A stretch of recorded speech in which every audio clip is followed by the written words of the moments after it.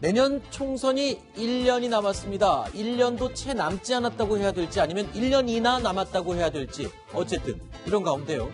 더불어민주당 이해찬 대표가 지역구 의석 240석 확보, 비례대표까지 포함해서 260석까지 목표치를 제시하면서 싹쓸이 압승론을 언급했습니다. 정치권에서는 논란이 되고 있습니다.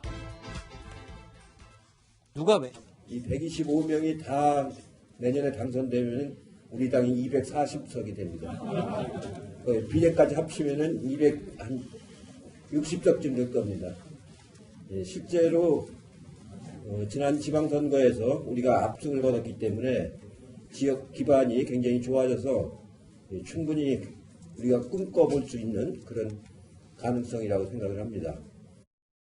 이재명 차장. 예. 이해찬 대표가 10년 집권설, 예. 20년 집권설, 얼마 전에 100년 집권설까지 얘기를 했었는데 이제는 아예 의석 수까지 미리 얘기를 하면서 지금 뭐 집권당으로서 이런 확고한 의지를 밝혔네요. 당 대표로서 총선에 임하는 각오, 의지를 나타낸 걸 할 수 있겠죠. 네. 어제 자리가 특히나 원외 지역위원장들이 모인 자리였기 때문에 원외 지역위원장이라고 하면 아직 국회에 되지 못했지만 그 각 지역구에서 활동하는 사람들이고 따라서 다 배지를 달고 들어와라 이런 격려 차원의 얘기였겠죠. 하지만 어쨌든 260석이라고 하면 역대 총선에서 어느 정당도 확보해 본 적이 없는 예가 없죠. 어마어마한 의석수죠. 아니, 의원 300석 중에 260석이면 86%가 넘는. 그렇죠. 그러니까 만약에 5분의 3인 180석만 돼도 모든 법안을 다 처리할 수 있습니다. 아하. 근데 200석이 되면 개헌까지도 가능하죠. 따라서 국가의 정책까지 다 바꿀 수 있을 정도로 모든 것을 다 할 수 있다고 볼 수 있는데 260석이라는 말을 한 걸 두고 정치권에서는 또 너무 오만한 거 아니냐 또 얘기를 할 수 있는 거죠. 네. 옛날에 바로 20대 총선 때만 하더라도 새누리당이 우리도 200석 가능하다 얘기했다가 결국은 역풍을 맞은 것처럼 그런 것들 여권에서 좀 우려하는 게 아닌가 싶습니다. 가능은 한가요, 최진봉 교수님? 그렇게 저한테 물어보시면 제가 뭐라고 말씀드릴 수는 없는데 아마 좀 현실적으로 어려운 부분이 있어요. 260석을 그렇죠. 한다는 거는 현실적으로는. 그러니까 아마 그래서 저는 이해찬 대표가 현실적으로 260석을 정말 달성하겠다는 현실적인 목표보다는 지금 이재명 차장이 지적하셨듯이 원외 지구당 위원장들이 모이는 곳이니까 격려하고 열심히 뛰어서 우리가 열심히 합시다. 이런 어떤 격려 차원에서 말을 하면서 목표를 좀 높게 잡은 게 아닌가. 근데 저게 더 방송에 나갈 거를 다 아시는 분일 텐데 저렇게. 공개적인 자리에서 했다는 게 굉장히 오만하게 비춰져요. 그 얘기를 지금 드리고 싶은 자, 거예요. 우선 의석이요. 예. 300석인데 2004년 총선을 한번 생각해 볼 필요가 네. 있습니다. 당시에는요. 노무현 대통령의 탄핵 역풍에 힘입어서 탄돌이라는 별명까지 지었습니다. 네. 그러니까 다 당선이 됐어요. 그때 열린우리당이 얻은 이석이 152석입니다. 아하. 2008년 노무현 정부 심판론이 거세게 불면서 한나라당이 얻은 의석 153석. 과반하기도 굉장히 정치사에서는 어려운 거예요. 네.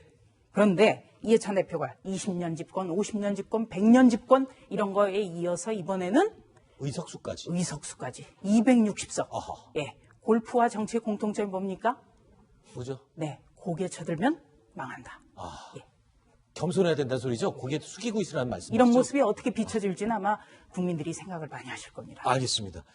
사실 정당 목적은 정권 창출이죠. 정당의 궁극적인 목적은 정권 창출이고 또 의석을 많이 확보하는 거는 정당 대표의 의무이자 또 해야 될 일이기도 합니다. 그런데 정치의 근본적인 부분으로 한번 돌아가 보겠습니다.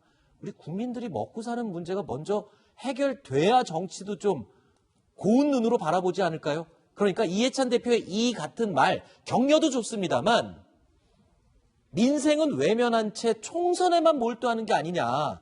이런 점에서 비판의 목소리가 나오고 있습니다. 집권당의 대표라고 하는 사람은 민생 걱정하는 얘기 한 번도 하지 않고 오로지 총선 얘기만 입만 열면 총선 얘기하면서 260석 운운하고 있습니다. 이해찬 대표는 근자감에 취할 때가 아닙니다. 민심이 정권에 부여한 역할을 지금처럼 방기해서는 240석은커녕 폭망할지도 모른다는 위기감부터 느껴야 합니다. 제발 정신 좀 차리십시오. 김태현 변호사님. 네. 이런 표현에 대해서 어떻습니까? 물론 야당들의 비판 내용입니다만 어느 정도 아무리 야당의 비판이라고 해도 여당 대표가 좀 귀 기울여 들어야 될 말도 있는 것 같아요. 지금 민생 문제가 최우선 아닐까요? 뭐 민생 문제 최우선이죠. 네. 그리고 뭐 한 260조 목표한다고 해서 그게 민생 해결되지 않으면 의미가 없죠. 어렵잖아요. 네. 그러니까 뭐 그렇게 볼 수는 있는데 다만 뭐 그런 생각은 들어요. 저게 이제 예를 들면은 내부에서 원외 지구당 위원장들, 원외 당협위원장 모아놓고 당신들 다 당선되라. 당신들 다 당선되면 지금 현역위원회에다가 당신들 더하면 240이니까 그러면은 정당 득표까지 하면 260도 가능하다 뭐 이런 취지니까 그냥 뭐 그 정도로 저는 이해했으면 합니다. 네. 뭐 저도 저 발언이면 적절하다는 발언이라고 보지는 않고 네. 저는 좀 5만 원 비춰줄 수는 있으나 이게 뭐 당내 행사에서 그냥 원외 당협위원장들 격려하는 자리에서 나온 말이니까 저는 뭐 그냥 그 정도 선에서 뭐 그냥 정리했으면 합니다. 네. 뭐 김태현 변호사뿐만 아니라 이해찬 대표를 두둔하는 쪽에서는요, 그 의미를 발언 취지를 오해하지 말아달라라는 주장을 하기도 합니다. 들어보시죠. 비슷한 내용입니다. 오죽했으면 이렇게 얘기하셨겠습니까? 이게 뭐 이렇게 되는 게 없으니까. 그리고 제도적 개혁이고 민생 방안으로 다 꽉 막혔으니까 우리가 촛불 정신 받들려면 이런 정도의 의석은 있어야지 된다 하는 확고한 의지, 목표를 제시한 거 아니겠습니까? 자, 그런데 최근 여당의 움직임을 보면요, 앞서 청와대 인사들 복귀는 물론이고 최근에 조국 차출설까지 공개적으로 띄우고 아주 총선에 굉장히 열정적으로 임하고 있습니다. 1년이 채 안 남았다라고 해야 될지 아니면 1년이나 남았다고 해야 될지 그 말을 앞부분에 제가 그래서 드렸는데요. 과거 여당에서 이렇게까지 총선에 열정적이었던 적이 있었나, 이 부분을 한번 묻고 싶습니다. 이렇게 열정적인 여당이 있었나요? 뭐 모든 여권은 당연히 총선에 승리를 해야죠. 특히나 이제 중간 선거라고 하는 총선에서 패배를 하게 되면 바로 뭐 레임덕이 오기 때문에 어느 네. 정권이나 이제 총선에 굉장히 올인할 수밖에 없는 그런 상황인 거죠. 근데 이번 정부는 근데 특히나 더 그런 열망이 강하다 이렇게 보이는 건 확실해 보입니다. 그래서 이제 윤영찬 전 수석도 1년 남았는데 바로 이제 선거구 지역구를 찍어서 이제 출마 선언하는 것 자체도 윤영찬 전 수석이 나오면서 그런 얘기를 했죠.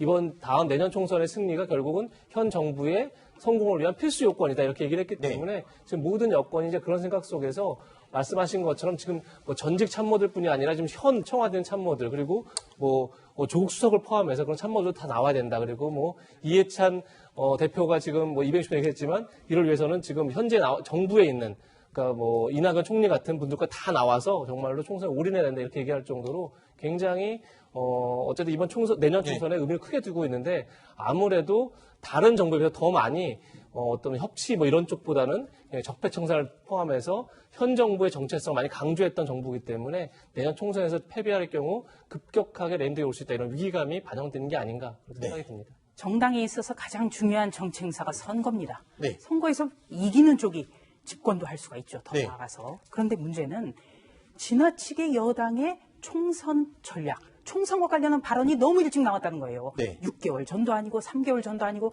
1년 전부터 이런 일은 제가 처음 봅니다. 네. 그리고 지금 가장 중요한 거는 저소득층.